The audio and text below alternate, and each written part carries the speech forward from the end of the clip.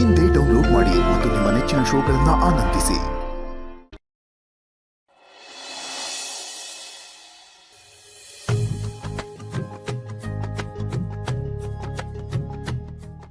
ಪಪ್ಪ, ಯಾರೋ ಟೆಂಪ್ಲಲ್ಲಿ ಸಿಕ್ಕಿದ್ರಂತೆ. ಯಾರು? ಅದೇ ಯಾರೋ ಅಜ್ಜಿ ಸಿಕ್ಕಿದ್ರಂತೆ.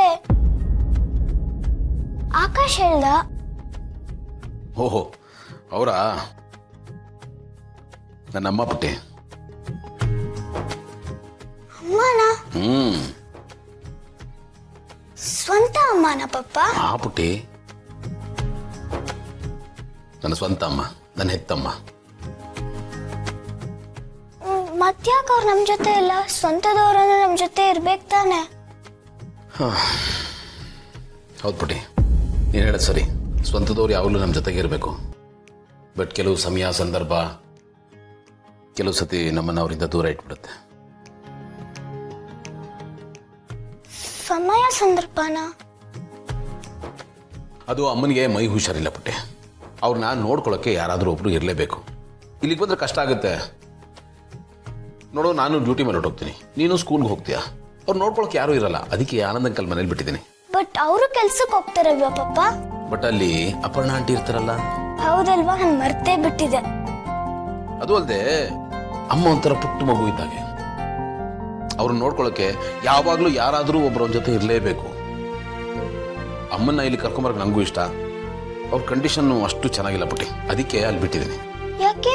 ಏನಾಗಿದೆ ಪಪ್ಪ? ಅಷ್ಟೊಂದು ಸೀರಿಯಸ್ ಆಗಿದ್ದಾರ ಪಪ್ಪ? ನಿಂಗೆ ಅರ್ಥ ಮಾಡಿಸೋದು ಕಷ್ಟಪಟ್ಟೆ. ನಿನಗೆ ಒಂದ್ಸತಿ ರಾಜ್ಕುಮಾರನ್ ಕತೆ ಹೇಳಿದ್ದೆ, ನೆನಪಿದೆ ಅಲ್ವಾ? ಅಲ್ಲಿ ಇರೋ ಹಾಗೆ ಇಲ್ಲೂ ಒಂದು ಸಣ್ಣ ಪ್ರಾಬ್ಲಮ್ ಇದೆ. ಅದು ಸಾಲ್ವ್ ಆಗೋ ತನಕ ರಾಜ್ಕುಮಾರ್ ಸ್ವಲ್ಪ ಹುಷಾರಾಗಿರ್ಬೇಕು. ನಿನ್ಗೆ ಅಷ್ಟು ಅರ್ಥ ಆದ್ರೆ ಸಾಕು. ಪಪ್ಪ, ನಿಮ್ಗೊಂದು ಅರ್ಥ ಆಗ್ತಾ ಇಲ್ಲ. ರಾಜ್ಕುಮಾರನ್ ಕತೆಗೂ ನಿಮ್ಗೂ ಏನ್ ಸಂಬಂಧ? ರಾಜ್ಕುಮಾರನ್ ಕತೆನಲ್ಲಿ ರಾಜ್ಕುಮಾರನ್ ಜೀವನದಲ್ಲಿ ಏನೇ ನಡೀತಲ್ಲ, ಅದೇ ನನ್ನ ಜೀವನದಲ್ಲೂ ನಡೆಯುತ್ತೆ. Same to same, direct link ಇದೆ ಬಿಟ್ಟು. ನಿನಗೆ ಅದೆಲ್ಲ ನಿಧಾನಕ್ಕೆ ಹೇಳ್ತೀನಿ. ಪಪ್ಪ, ಅವ್ರು ನಿಮಗೆ ಅಮ್ಮ ಅಂದ್ರೆ ನನ್ಗೆ ಅಜ್ಜಿ ಅಲ್ವಾ? ಕರೆಕ್ಟ್. ಇನ್ನು ಸ್ವಲ್ಪ ದಿವಸ ಹೋಗ್ಲಿ ಬಿಟ್ಟು ಅಜ್ಜಿನ ಇಲ್ಲಿಗೆ ಕರ್ಕೊಂಬರ್ತೀನಿ. ಅಜ್ಜಿ ಜೊತೆ ಖುಷಿಯಾಗಿರ್ಬೋದು. ಓಕೆನಾ? ಖುಷಿನಾ? ಹ್ಞೂ ಪಪ್ಪ, ಅಜ್ಜಿ ನಮ್ ಜೊತೆನೆ ಇದ್ರೆ ಖುಷಿ ಆಗುತ್ತೆ. ಎಸ್, ಹೋಗೋದ್ಕೊಬಿಟ್ಟು.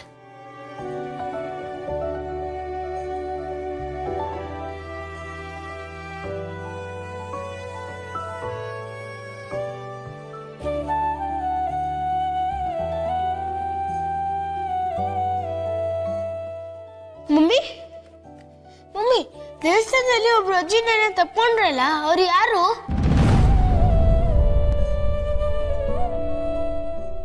ಯಾರೋ ದೇವಸ್ಥಾನಕ್ಕೆ ಬಂದವರು. ಅವರೇ ಹೇಳಿದ್ರಲ್ಲ ನೀನು ಅವ್ರ ಮೊಮ್ಮಗನ್ ಥರ ಇದೆಯಾ ಅಂತ, ಅದಕ್ಕೆ ನನ್ನ ತಪ್ಕೊಂಡ್ರು. ಮತ್ತೆ ಮಮ್ಮಿ, ನಿಮ್ಮ ಹೆಸರನ್ನ ಅವ್ರು ಎಷ್ಟು ಕರೆಕ್ಟಾಗಿ ಹೇಳಿದ್ರು? ಗೊತ್ತಿದ್ರೆ ತಾನೇ ಹೇಳಕ್ಕಾಗೋದು. ಇಲ್ಲಾಂದ್ರೆ ಹೆಂಗ್ ಸಾಧ್ಯ?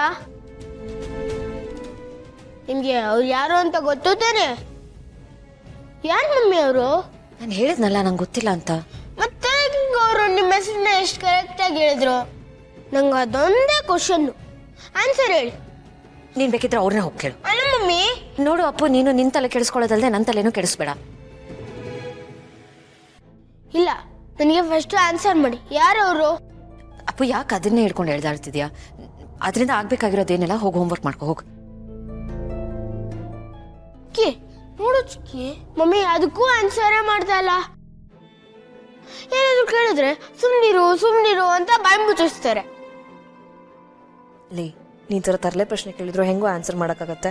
ನಂದು ಅದೇ ಉತ್ತರ. ನಮ್ಗೇನೂ ಗೊತ್ತಿಲ್ಲ, ಹೋಗ್ಬಿಟ್ಟು ಓದ್ಕೋ, ಹೋಗಿ ಹೋಮ್ವರ್ಕ್ ಮಾಡು. ಹೋಗು ಚಿಕ್ಕಿ, ನೀನು ಏನೋ ಆನ್ಸರ್ ಮಾಡಲ್ಲ, ಮಮ್ಮಿನೂ ಏನೋ ಆನ್ಸರ್ ಮಾಡಲ್ಲ. ಈ ದೊಡ್ಡವರೇ ಇಷ್ಟು.